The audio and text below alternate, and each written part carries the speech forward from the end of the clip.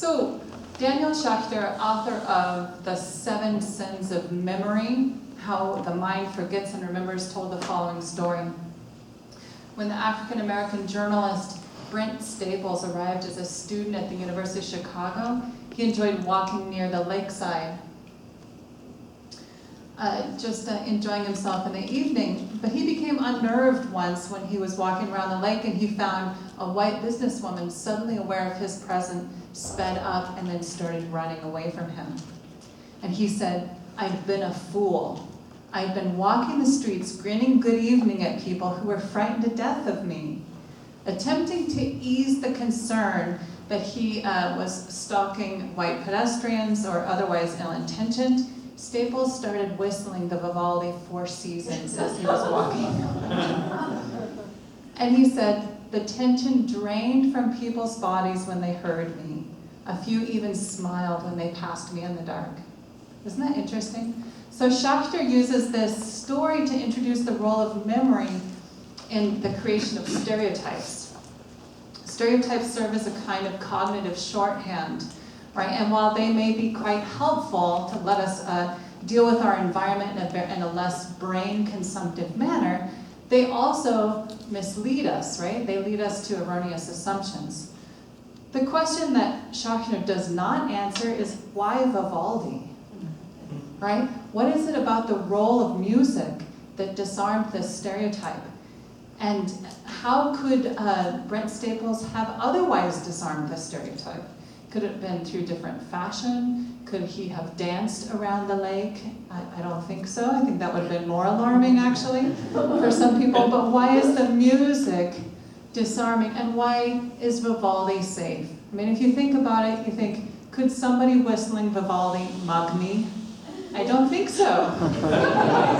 And why is that? That doesn't seem like a very logical answer, right?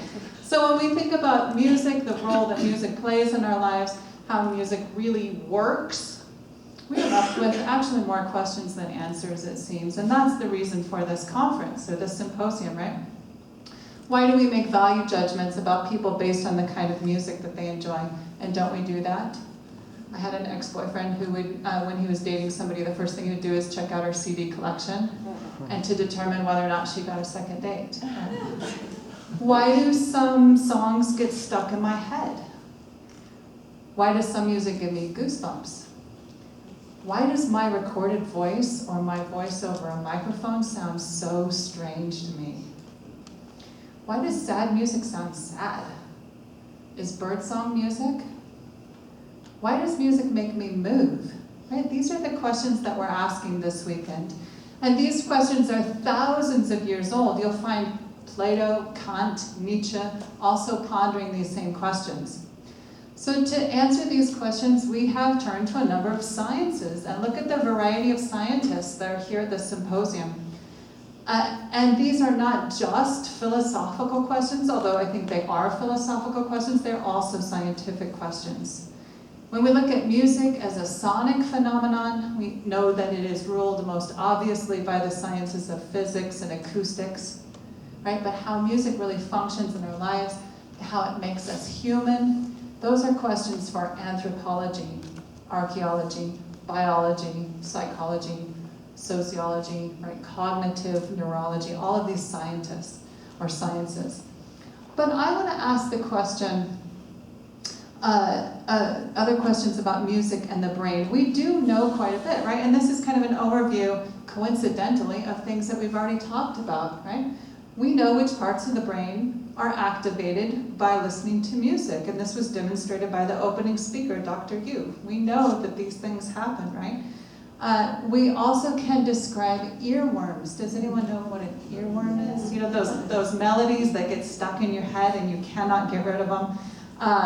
An earworm, jingle bells, or the worst one for me is Mozart's Eine kleine Nachtmusik. Some people talk about the Mozart effect, but that one for me is a total dysfunction. We don't choose these earworms, they choose us. They are not equal to our musical tastes, right? And sometimes they can be benevolent, but sometimes they can be debilitating for some people. sometimes they're aggressive, sometimes for some individuals they're incredibly loud, right? These earworms are actually similar to small, sudden onset epileptic seizures, erupting in our brains, convulsing in the brain, and then subsiding, but always there, ready to reignite, even just by the mention of eine kleine Nachtmusik, unfortunately. We also, brain anatomists can recognize the brains of professional musicians. This is what Petra and Mark were talking about, right, with the role of improvisation. We, practicing musicians have especially enlarged areas of the brain, which is really interesting. Coincidentally, they cannot identify the brains of visual artists or writers. They are not remarkably different, but practicing musicians' brains are different. But what I want to ask is about music and the mind, and to continue with our last speaker about the practice of singing and what this does for the mind. We do know, right, so many things about the brain. But some people are still so unconvinced, right? So we have an evolutionary biologist, Steven Pinker, who wrote, "What benefit could there be to diverting time and energy to making plinking noises? As far as biological cause and effect are concerned, music is useless. It could vanish from our species and the rest of our lifestyle would be virtually unchanged." Now, I am sure that you do not agree with this person because you're here at this symposium, correct? But this is somebody whose words are published, who has the letters PhD behind his name. Right? So we find this really outrageous. And I'm not an anthropologist, but I do have some anecdotal evidence to the central nature of music to our well-being. And please forgive me for indulging in a couple of personal stories.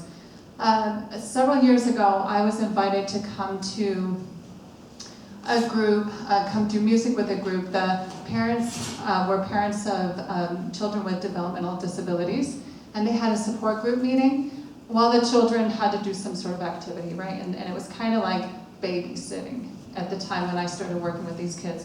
And they said, "Could you come and show us what you do with music?" And I said, "Sure, but I am so busy I cannot add another thing to my schedule, so I'll just come show you," right? So I came and had a music class similar to Music Together with these kids. And after this class, the kids looked at me and they said, "You're coming back, aren't you?" And I said, "Oh yes, of course." And it was one of the most meaningful music-making experiences that I've had with these children. We always opened every single class with "Clap hello to Jane, to Jane, to Jane." And we went around the whole circle, clapped hello to everyone. And at the end of class, we always ended with this song. "It's time for me to go, but I really want you to know that you're the one I'll miss. So I'm blowing you a great big kiss, blow a kiss." And then there's lots of blowing kisses throughout the end for the rest of the song. So there was one little girl there, Liza, and Liza had severe epileptic seizures. And at about age 6, her parents decided at Children's Hospital in Denver that they were going to map her brain to try and find the areas of the brain that were causing the seizures, and that she was going to have brain surgery. And they removed part of her frontal lobe. But the surgeons were very worried that they were in an area that was very close to her language center. So Dad is writing these emails from Children's Hospital to the people that loved Liza, like myself. And so every day after surgery, we're wanting to know, is she speaking? Is she speaking, right? First day, nothing. Second day, nothing. And the doctors had said if she's not talking by the third day, then we have basically destroyed her language center.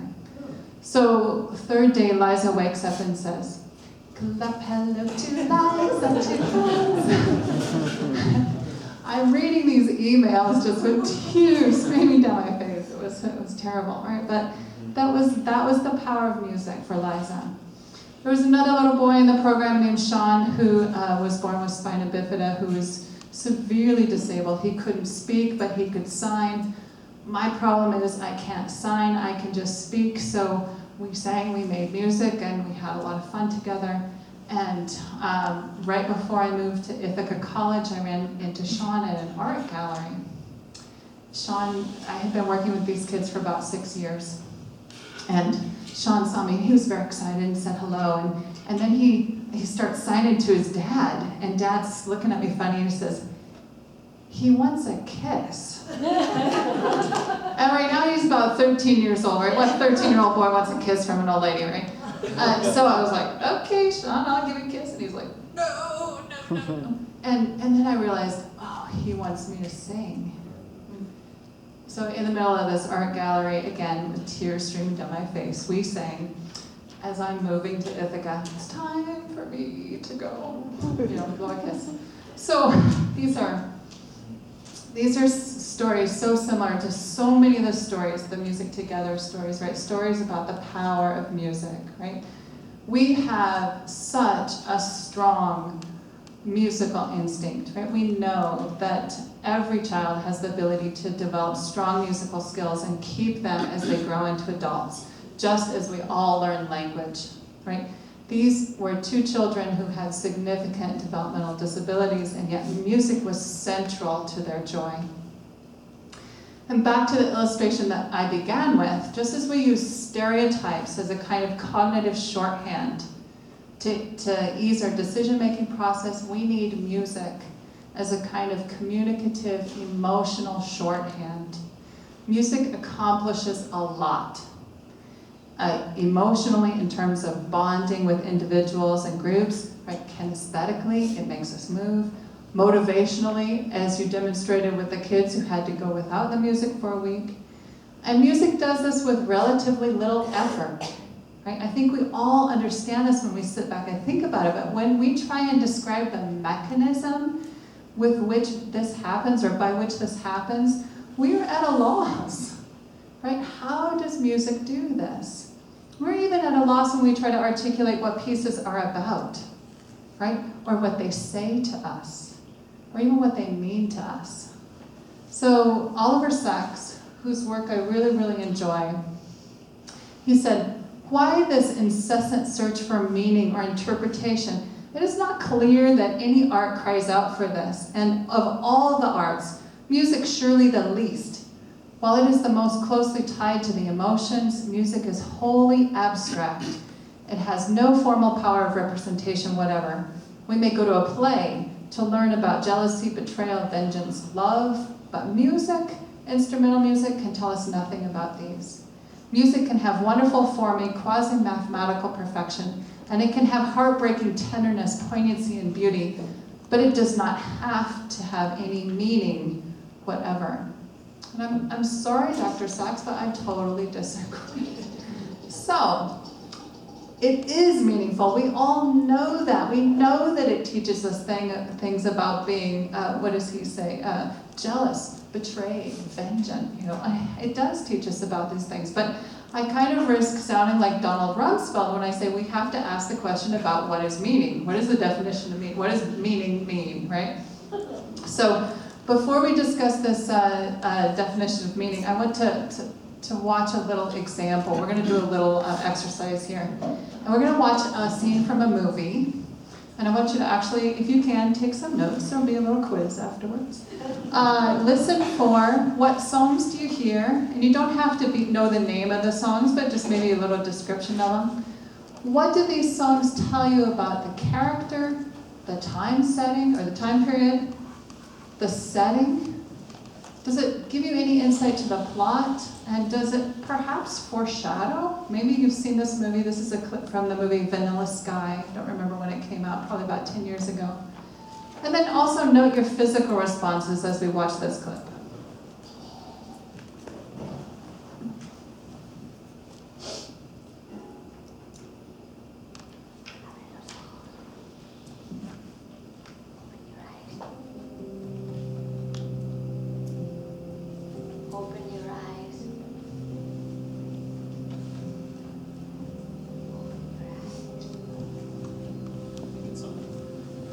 Loud enough? Open your eyes.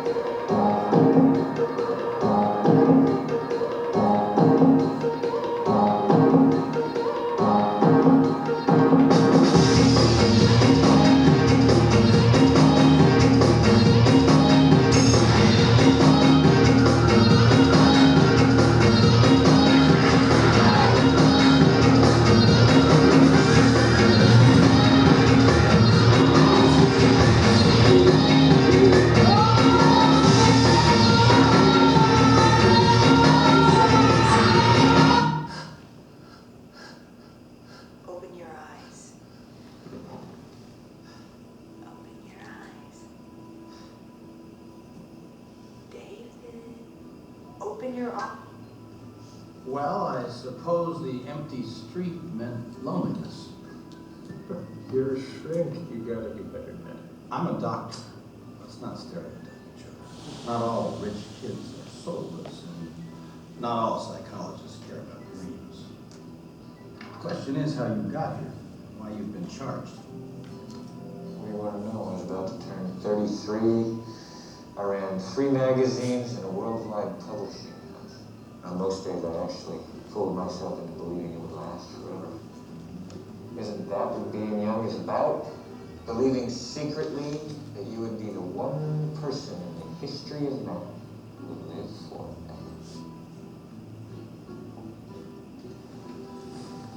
Where are you going so early? Don't record any more messages on my alarm clock, okay? Why not? Because I'll start to think we're married or something. Oh, don't ever say that word. I will never come over and bring you chicken soup and fuck your brains out again. How's your cold? Still there. How about yours? You definitely took my mind off it. Really?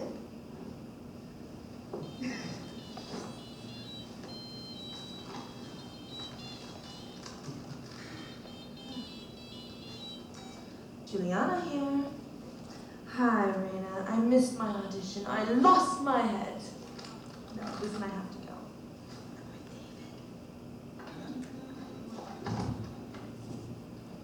Help yourself to whatever you want. Maria will clean up, set the alarm before you go. And you are the greatest. Bye, honey. Hi, honey. I'll call you later. When? When? Soon!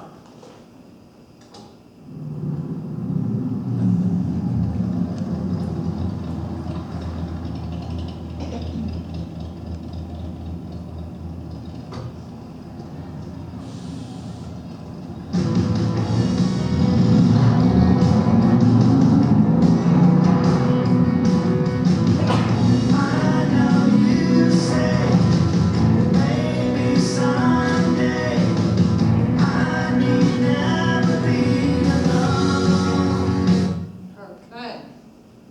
How many songs did you get? 4? Anyone get more? 5? Anyone else? I think there's 6. But they're so invisible that the visual is so overwhelming for us that we often just tune out the oral. So very first song is Radiohead.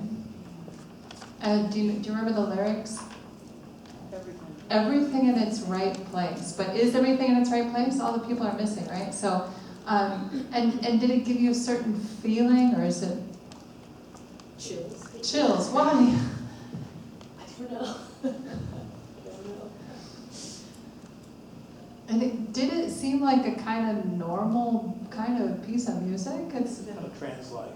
It is pretty trance-like. There's a lot of repetitive stuff in it. There's a lot of rhythms that don't line up the way we'd really like rhythms to line up. If we were listening in a very controlled sound system, you'd hear the sounds floating around, panning through the sound system in a very kind of trance dream-like state. And then we kind of understand that it is indeed a dream, right? That was the everything in its right place, and people missing off the streets is indeed a dream, right? The second song, anyone? Pretty Arabic kind of. Yeah, this was a very foreign sounding thing. This kind of North Indian or kind of Arabic, Middle Eastern kind of feeling piece. It was fast. Did it make your heart beat a little faster? Did you notice? And you kind of feel his panic as he's panicking, running through Times Square and it's empty. And he wakes up from his dream.